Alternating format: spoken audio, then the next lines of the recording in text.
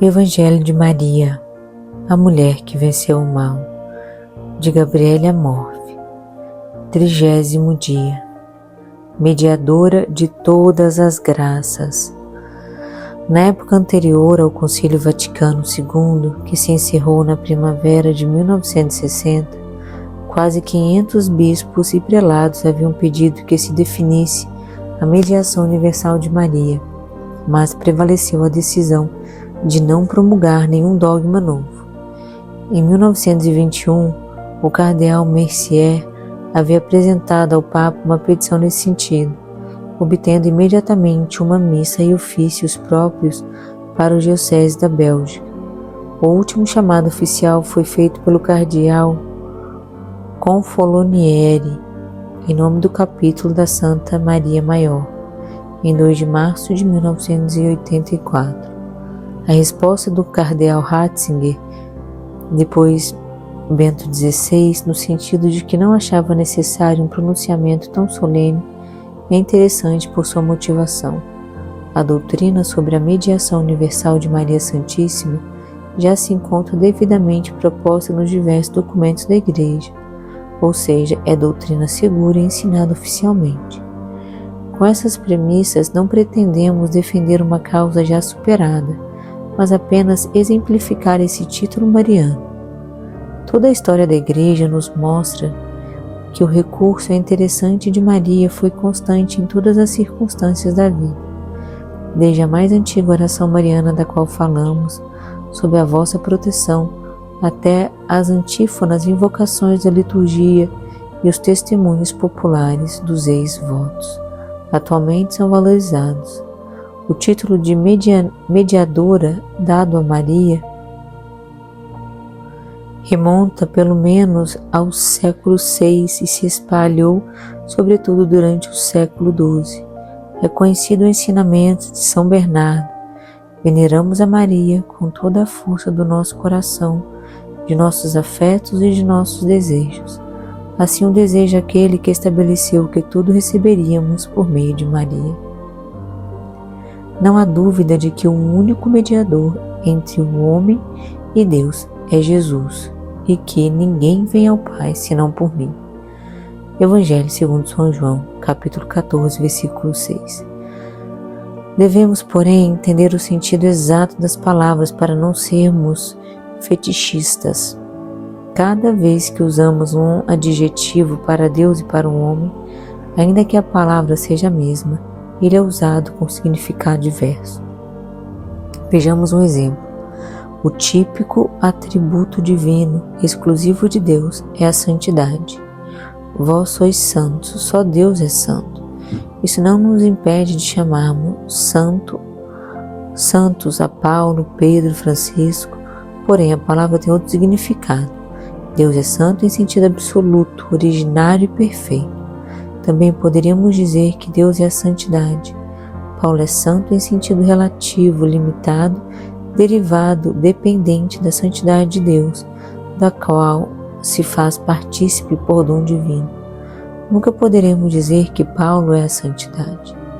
Compreendida dessa diferença, poderemos continuar dizendo que só Deus é santo e que Paulo é santo. O significado é diferente e não há nenhuma contradição nisso. Podemos fazer a mesma relação entre a perfeição de Deus e a sua misericórdia, dado que o Senhor nos convida a ser santos, perfeitos e misericordiosos como o Pai. Fazendo referência a Deus, trata-se de atributos absolutos e originários, pelo que poderíamos dizer que Deus é a perfeição ou a misericórdia relacionados ao homem, tem um valor limitado, dependente. São uma participação dos atributos divinos concedido pela graça de Deus. O mesmo conceito vale para o atributo mediador, referido a Jesus, tem um valor absoluto, originário, exclusivo. Referido a um homem, tem um valor limitado, subordinado e partícipe. Assim, a palavra mediadora, atribuída a Maria, deixa de nos assustar, tem um sentido relativo e subordinado, como participação na única mediação de Cristo. Certamente, devido à missão universal de Maria, tem uma dimensão que ultrapassa toda criatura humana. À luz desses conceitos, não só não hesitamos em chamar a Maria, mediadora de todas as graças, como chamamos mediadores também os apóstolos, aos missionários e a todos os que pregam e dão testemunho do Evangelho. São mediadores os párocos, os pais que educam seus filhos na fé cristã e os catequistas. É mediador todo aquele que faz qualquer tipo de apostolado, inclusive nessa forma preciosa e oculta que é o apostolado da oração e do sofrimento. Está claro, em todos os casos, que se trata de uma forma de mediação subordinada e dependente da de Cristo, que não deixa de ser o único mediador, mesmo havendo outros partícipes dessa sua prerrogativa. São conceitos que o Concílio Vaticano II expõe com clareza, principalmente em relação a Maria, e pode-se dizer que mesmo que o Concílio não tenha proclamado o dogma da mediação universal de Maria, expressou todos os princípios sobre os quais se fundamenta. Com efeito, diz que a mediação única do Redentor não exclui, antes suscita nas criaturas cooperações diversas que participam dessa única fonte. Esta função subordinada de Maria não hesita a Igreja em proclamá-la, sente-a constantemente e inculca aos fiéis para mais intimamente aderirem, com esta ajuda materna, ao seu mediador e salvador. A extensão dessa participação de Maria à mediação de Cristo é proporcional à participação que ela teve na obra do Redentor e à missão de Mãe Nossa que segue desempenhando. Santos e teólogos insistem em que por Maria tivemos Cristo, fonte de toda graça. Por isso recebemos também todas as graças que nos vêm através dela. A maternidade divina, convém recordar, é a principal fonte de toda a obra de Maria e, portanto, também a sua mediação. A missão que Maria está desempenhando agora para com a humanidade é resumida assim pelo Vaticano II. Elevada ao céu, não abandonou esta missão salvadora, mas com a sua multiforme intercessão continua a alcançar-nos os dons da salvação eterna e continua. Cuida com amor materno dos irmãos de seu Filho até chegarem à pátria bem-aventurada. São expressões muito claras que possibilitam que chamemos Maria de mediadora de todas as graças. Quando foi compreendido seu significado de dependência e participação na mediação única de Cristo, justamente por isso o povo cristão sempre recorreu a Maria em todas as suas necessidades. Reflexões sobre Maria. Os títulos marianos não ofuscam, mas destacam a missão de salvação e de graça que vem de Cristo.